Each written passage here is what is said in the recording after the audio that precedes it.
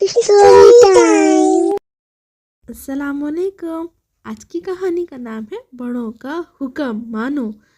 तो देखते हैं कौन हमें सिखा रहा है कि बड़ों का हुक्म मानना चाहिए। आयशा और उसकी अम्मी शॉपिंग करने बाजार गई। आयशा एक नटखट बच्ची थी, बार बार अम्मी के हाथ से अपना हाथ छुड़ाकर इधर उधर दौड़ने लगती। आयशा, मेरा हाथ पकड़ो और इधर उधर ना भागो। ये आयशा को आयशा की मम्मा कह रही है, वरना गिर जाओगी और चोट लग जाएगी। अम्मी ने आयशा को तंबीह की, लेकिन उसने एक ना सुनी। अम्मी बार बार उसका हाथ पकड़कर अपने साथ रखने की कोशिश करती और वो हर बार अपना हाथ छुड़ाकर इधर उधर जा निकलती।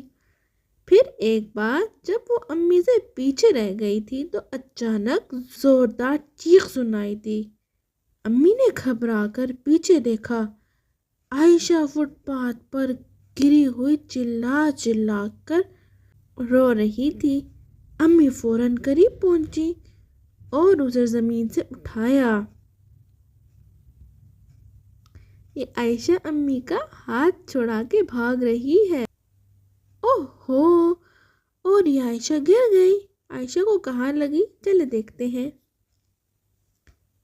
इसका माथा फुटपाथ के फर्श से टकराया था, जहाँ अब सूजन हो रही थी। अम्मी जल्दी से आयशा को घर ले आई और इसके सूजे हुए माथे पर दवाई लगाई। आयशा तकलीफ से कराह रही थी। अम्मी ने उसे प्यार से अपने बाजुओं में लेकर तसल्ली दी। आयशा ने शर्मिंदा शर्मिंदा से अंदाज में कहा, अम्मी, मैं आपकी बात ना मानने की आपसे माफ़ी मांगती हूँ। अगर मैं आपका हुक्म मानती तो मुझे ये तकलीफ़ ना उठाना पड़ती। ओह, ज़रा गौर से देखिए, कि आयशा का माथा ज़मीन पे जा लगा। अम्मी ने मुस्कुराती नज़र से आयशा को देखा और उसके सर पे हाथ फेरते हुए कहा, चलो अब इस वाक़ये का ये फ़ायदा तो हुआ कि तुमने ये बात सीख ली कि बड़े हमेशा दुरुस्त बात कहते हैं, इसीलिए बच्चों को बड़ों की बात मानना चाहिए।